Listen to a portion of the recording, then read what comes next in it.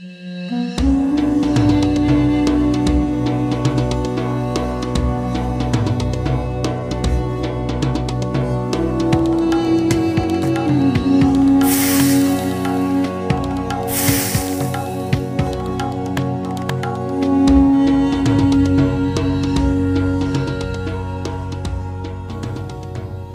Rasul membaca 5 ayat surah Al-Alaq, tiba-tiba Waraqah ibn Naufal menangis.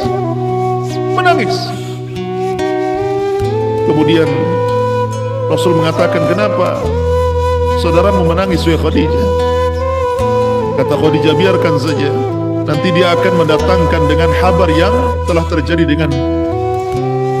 Maka tiba-tiba kemudian Waraqah ibn Naufal mengatakan,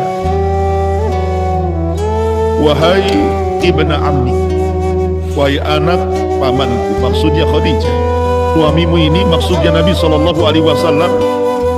dia akan diangkat menjadi Nabi. Dan kelak kalau Allah Subhanahu wa Ta'ala sudah mengangkat dia jadi Rasul, maka dia akan dikeluarkan oleh kaumnya.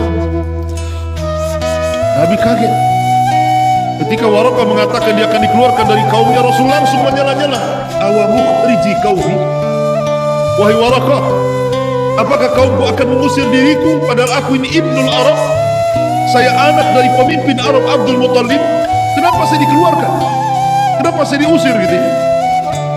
Maka Waraqah mengatakan, ya Muhammad, apapun yang kau bawa atau siapapun yang membawa apa yang kau bawa, kecuali pasti akan diusir, kecuali pasti akan dibunuh, kecuali pasti akan disakiti.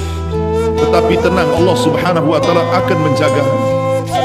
Kata Waraqah, seandainya laitani akunu hayyan id yukhrijuka qaumuk, kalau seandainya aku masih hidup wahai Muhammad ketika kaum mengeluarkan kamu dari Mekah ini.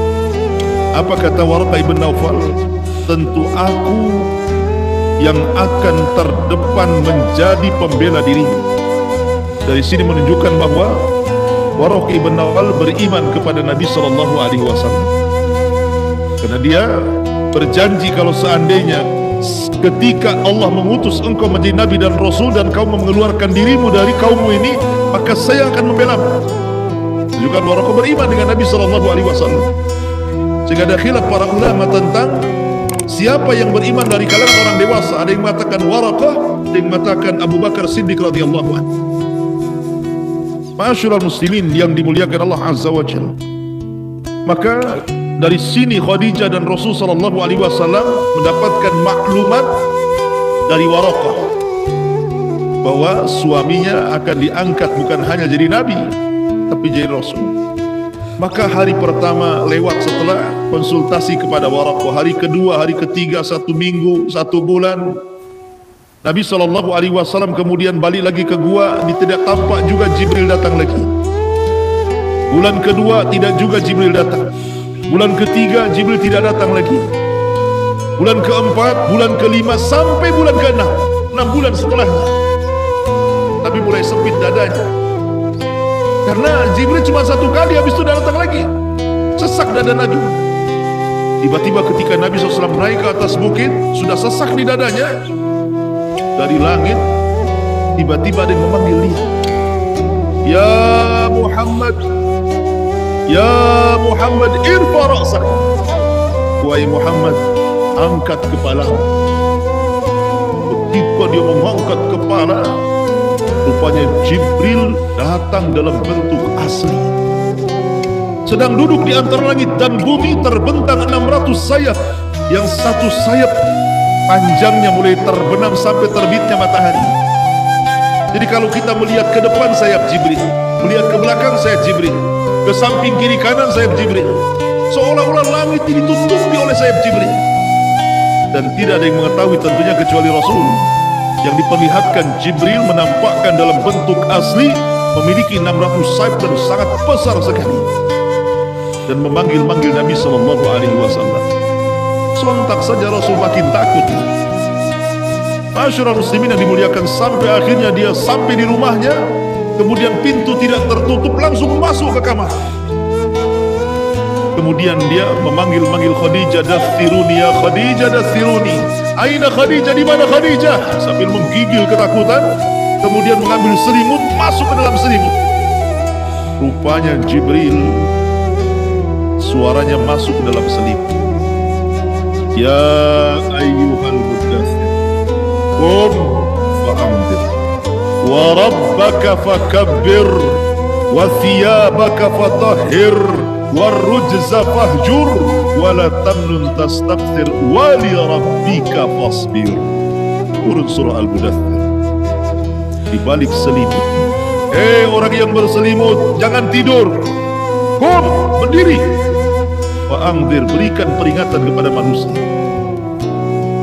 Qum fa'anzir, wa rabbaka fakabbir, dan bertakbirlah kepada Rabb.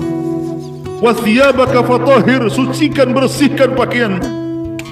Wali rabbika fasbir. Jadi Allah Subhanahu wa taala turunkan surah Al-Mudaththir ketika Rasul berada dalam selimut itu. Maka dengan turun surah 5 ayat surah Al-Mudaththir yang sebelumnya 5 ayat surah Al-Alaq, dari sinilah Rasul didaulat menjadi Rasul. Karena diangkat jadi Nabi dengan turun surah Al-Alaq, diangkat menjadi Rasul dengan turun surah Al-Mudaththir. Nubbi'a bil alaq wal ursila bil mudaththir. Lalu apa bedanya surah Al-Alaq dengan surah Al-Mudaththir itu? Kenapa Al-Alaq mengangkat Rasul jadi Nabi, kenapa pula Al-Mudaththir mengangkat Rasul jadi Rasul? Karena dalam surah Al-Alaq belum ada perintah menyampaikan, belum ada perintah menyampaikan kepada manusia, makanya belum jadi Rasul. Tapi surah Al-Mudaththir ini sudah perintah. Qum fa'anzir, berdiri, berikan peringatan kepada manusia. Ketika ada perintah itu, jadilah dia Rasul. Nabiyan wa rasulah. Raditu billahi Allah wa bil islami dina, madin nabiyan wa rasulah. Nubbi'a bil alaq wa ursila bil mudaththir. Diangkat jadi Nabi dengan turunnya 5 ayat dalam surah Al-Alaq, dan diangkat menjadi Rasul dengan turunnya 5 ayat dalam surah Al-Mudaththir. Maka dari sini lengkaplah risalah kenabian Nabi SAW.